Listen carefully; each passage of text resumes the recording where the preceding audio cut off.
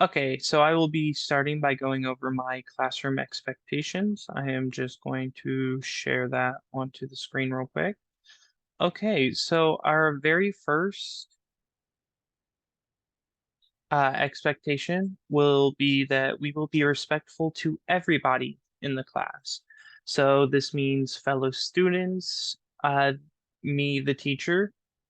Uh, this can mean anybody who comes into the classroom, even just to visit.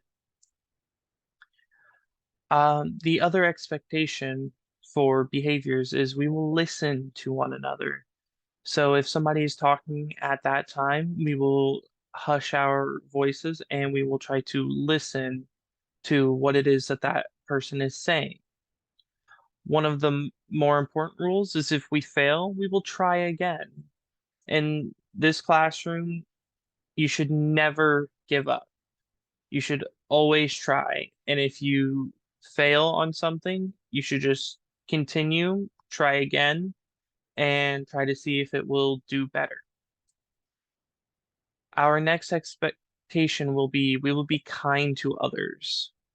You don't have to get along with everybody in the class. You don't have to be their friend, but you will be kind to them.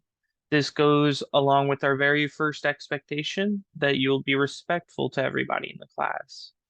So, with being respectful to them, it kind of comes into play that you will also be kind to others. This means there won't be any kicking, no throwing things at each other, stuff like that. The next expectation is if you are confused, we will ask questions, and most importantly, you will do it by raising your hand up.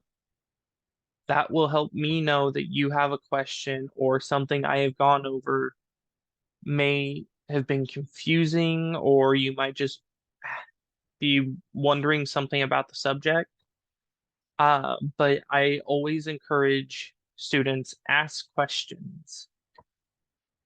And finally, one of the most important rules and ex or one of the most important expectations for this classroom is we will have fun and learn together. So we are going to try to have the best year we possibly can. This includes a lot of fun activities and uh, us learning about various different subjects through these fun activities. So when it comes to fun activities and the various subjects we will be going over, uh, I will be going over a lesson plan on the Silk Road with the main focus being an activity on the Silk Road for an autistic kid who has trouble with communication, mainly uh, voicing things orally. He does very well when it comes to written expression. It's just more of the verbal expression that he needs to work on. So, with the class on the Silk Road, we will be going over initially um, what the Silk Road is. It is a trade network. And then I will be going over various different things that were traded on it, minerals, spices, gold, salt, uh, various different luxuries like silk, for example, that the road was named after. And it wasn't just like a single pathway either. It was an entire network that like went out into different places. So the main focus for this is going to be a multi-sensory activity where not only will the entire class be doing this activity, but more specifically for this student, he will be doing a more multi-sensory version of it. So with this activity, everybody will receive a card with their role on it. This one is a trader who has salt, and then there's a picture of salt next to it. And then their goal is to have gold. So throughout this process, um, I will take the students and have them turn their attention to the board where I will ask a series of 5 questions about the Silk Road, what was traded on it, to whom it was traded, and what were some of the impacts of these trades. After that, I will ask the student to come up to the desk and we'll work through these questions together. I will answer any questions that he has, but I will let him ask me as many questions and try to help him through them just to get an initial assessment of what he knows about it. After this, we will switch into the activity where I will explain to the class where uh, everybody gets a role and they start off in a location. In that location will be a die where they will roll it. It will have the next location and what it is they will receive at that location. So they start off with salt and they can roll a die and they can move to a country in Eastern Europe where they get something like olive oil, or they move over to Asia where they will get like uh, textiles. I will have them do this a few times.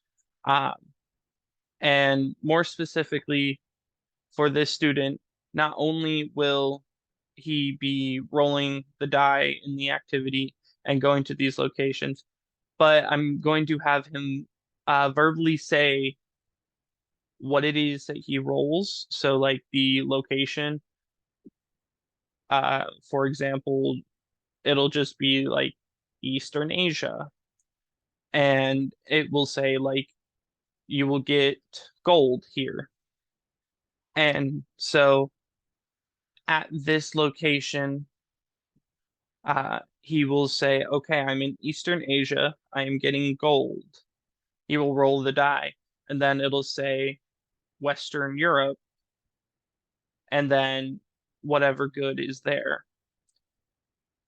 This will help him not only get the uh, hands-on approach to the Silk Road, but it helps get multiple sensory uh, activities in. So he will be verbalizing what it is that he is getting and going to.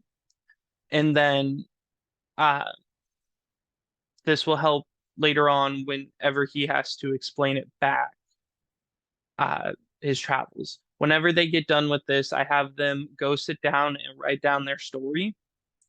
And then they get into small groups and they get to talk about their story. After that, there will be a post assessment where I'll have the student rejoin me at the desk, and we will then go over each question that was on the screen previously. So, what items were traded on the Silk Road? To whom were they traded to and from? And then, what were some of the impacts of this? So, some of the impacts could be, oh, I had to give away my salt, but in return, I got silk, which I then traded away for gold.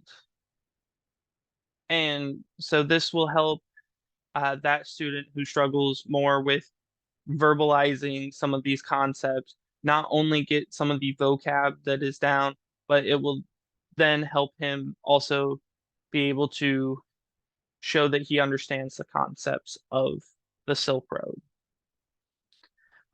And then those post assessment questions will just help show me that he's fully understanding this assignment and everything that goes with it, and everything that goes with the Silk Road and the subject of a trade network.